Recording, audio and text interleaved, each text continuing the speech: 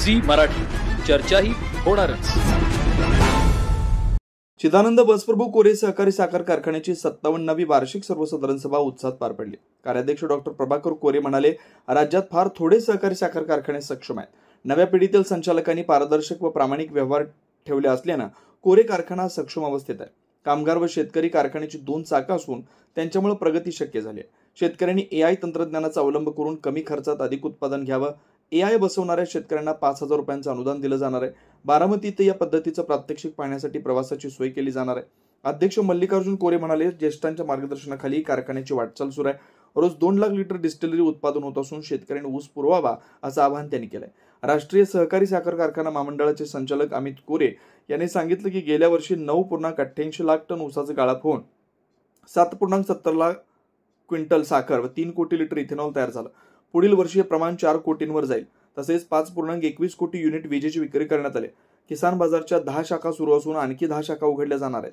माजी विधान परिषद सदस्य महांतेश कवटगिमठ म्हणाले की इथेनॉल वीज डिस्टिलरीमुळे कारखाना शेतकरी व कामगारांचा विश्वास संपादन करून आदर्श ठरलाय। यावेळी साखर उद्योगातील उत्कृष्ट पुरस्काराबद्दल अमित कोरे यांचा सत्कार झाला। कार्यकारी संचालक DR खांडगावे यांनी अहवाल सादर केला। सभेस कारखान्याचे उपाध्यक्ष तात्यासाहेब काटे, संचालक अजित देसाई, भरतेश बनवणे, नंदकुमार नाशिपुडी, चेतन पाटील, संदीप पाटील, महावीर मिरजी, अण्णासाहेब इंगळे, भीमगौडा पाटील यांच्यासह संचालक, सभासद, कर्मचारी उपस्थित होते। अण्णासाहेब पाटील यांनी स्वागत तर SL हकारे यांनी सूत्रसंचालन केलं। चेतन पाटील यांनी आभार मानले। सी मराठीसाठी मांजरीहून तात्यासाहेब कामत। कोऑपरेटिव्ह फॅक्टरी या दिवाळी या ಅದಕ್ಕೆ ಕಾರಣ ಅಂದ್ರೆ ಆಡಳಿತ ಮಂಡಳಿ ನಡೆಸೋ ಕೈ ಸ್ವಚ್ಛ ಇತ್ತು, ಎಲ್ಲ ಸ್ವಚ್ಛ ಆಗಿ ನಡೀತದೆ। ಇದು ಬಹಳ ಮುಖ್ಯ। ಅದಕ್ಕೆ ಇವತ್ತು ಅವರಿಗೆ ಸರ್ಟಿಫಿಕೇಟ್ ಕೊಡ್ತಾ ಇದ್ದೇನೆ। 45ನೇ ವರ್ಷದ ನಂತರ ಸರ್ಟಿಫಿಕೇಟ್ ಪಡೆದ ನಿರ್ಮಿತವನ್ನು ಕೊಟ್ಟಿಲ್ಲ ಅವರಿಗೆ, ಚಲೋ ನಡೆಸ್ತಾರೆ। ಇವತ್ತು ಮಾತ್ರ ಅವ್ರು ಚಲೋ ನಡೆಸ್ತಾರೆ ಅಭಿಮಾನದಿಂದ ಹೇಳಲಿಕ್ಕೆ ಬಯಸ್ತಾ ಇದ್ದಾರೆ। 8 ದಿವಸದೊಳಗೆ ಕಬ್ಬಿನ ರೊಕ್ಕ ಕೊಡಿರೋದಿಲ್ಲ, ಯಾವ ಕಾರಣದಿಂದ ಕೊಡಿದ್ದಾರೆ?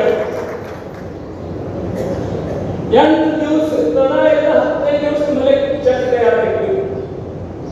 ಮತ್ತೆ ಎಷ್ಟು ಸ್ಕೀಮ್ಗಳು ರೈತರಿಗೆ ಆಕ್ಸಿಡೆಂಟ್, ರೈತರಿಗೆ ಕರ್ಕೊಂಡ 15 ಲಕ್ಷ, ಕಬ್ಬ ಕೊಟ್ಟವರಿಗೆ 15 ಲಕ್ಷ, ಕಬ್ಬ ಕೊಡದವರು ಹಂಗ ಕೊಟ್ಟಿಲ್ಲ ಅವ್ರಿಗೆ 1 ಲಕ್ಷ, ಕಾರ್ಮಿಕರಿಗೆ 15 ಲಕ್ಷ।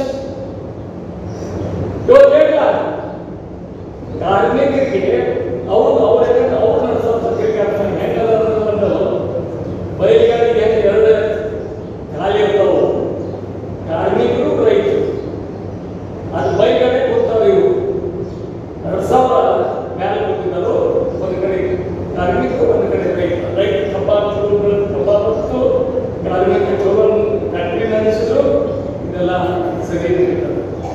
ಅದಕ್ಕೆ ಅವ್ರಿಗೂ ಸರಿ ಇವತ್ತೇನು ಅವಾರ್ಡ್ ಸಿಕ್ಕಲ್ಲ, ಚಲೋ ಫ್ಯಾಕ್ಟ್ರಿ ಅಂತ ಅವಾರ್ಡ್ ಸಿಕ್ಕು, ಕೋಆಪರೇಟಿವ್ ಫ್ಯಾಕ್ಟ್ರಿ। ಆ ಅವಾರ್ಡ್ ಅದಕ್ಕೆ ಕಾರಣ ಅಂದ್ರೆ ಕಾರ್ಮಿಕ, ಅದಕ್ಕೆ ಕಾರಣ ಅಂದ್ರೆ